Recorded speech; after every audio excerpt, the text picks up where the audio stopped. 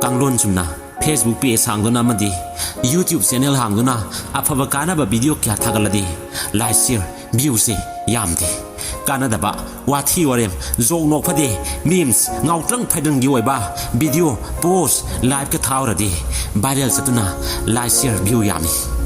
soi se kanano airo natraga miyam la aina ina lining kansi Sanamahi Laining yokhasi ipa ipu khongol lisi salai tare lingjel manasi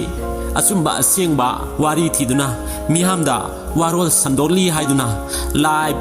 video post thagaladi kanam tana ubidi yengbidi mifam meeting yausi lingjel manasi haidadi mi yamna lakti aduda kumhai harau lei isai lei lila lei party lei hausi lei haidadi mi kokthong tilli hausi lila isai party da punna lingjel manaduna mi tinduna saruk yabagum social work enat lainingda saruk yasi memes nok phadi jok wathi warem da like share view yambagum enat lainingge warol social gi waiba aphaba kana ba video kaya da su viral chadhanduna like share view yamhaladi irimdam se saukhat pa ma soidana oirakani